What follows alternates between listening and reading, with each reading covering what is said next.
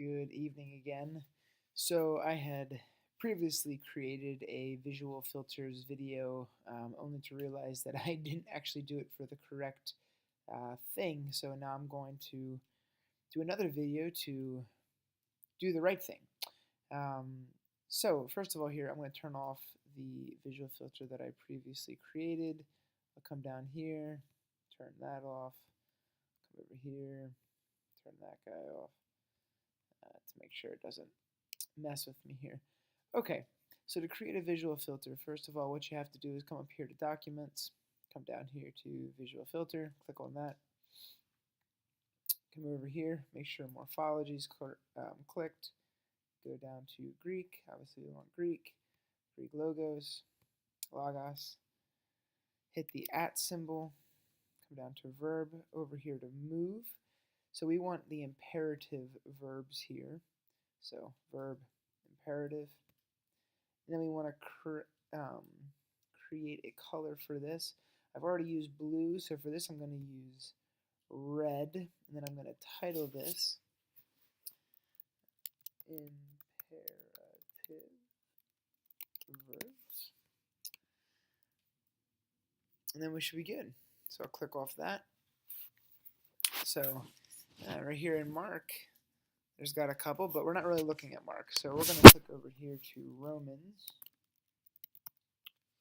go there. And it's kind of nice that I've already linked these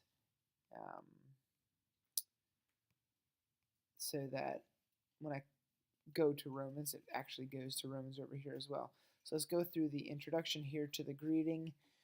Notice here in Romans 1, there are no imperative verbs. Heading into Romans 2, no imperative verbs in Romans 2. Romans 3, there's our first one over here. So here's our first imperative verb here, Romans 3, verse 4.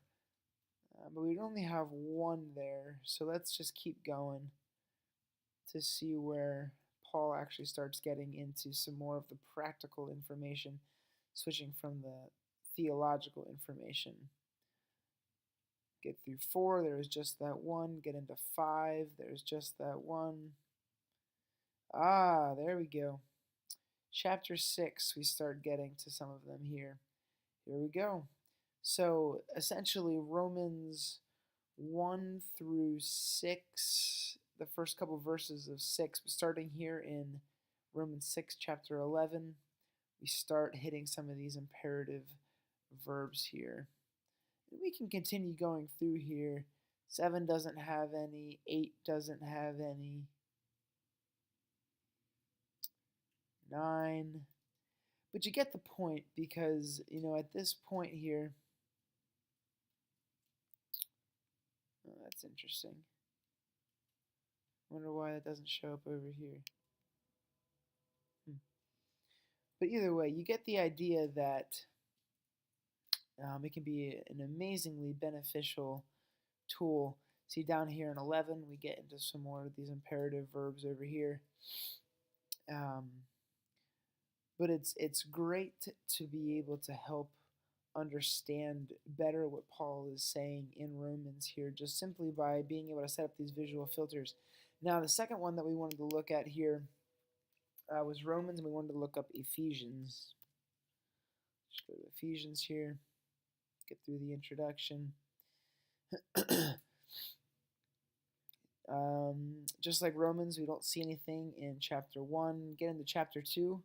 There's our first one. Ephesians 2, verse 11. We encounter our first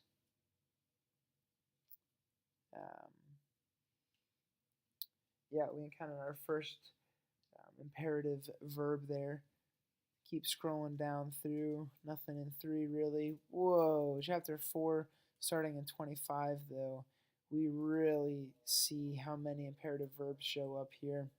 Chapter 4, chapter 5, they're everywhere.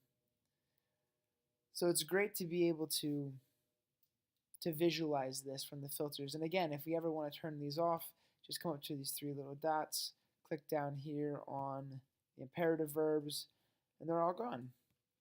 You have to do it on both sides here.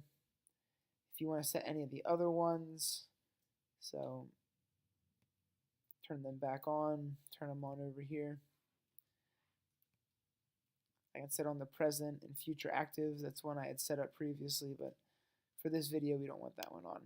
But that is a overview on how to set up visual filters for imperatives for both Romans and Ephesians to help study it and to see where Paul gets from the theology into more of the practical aspects. Hope you have a good night.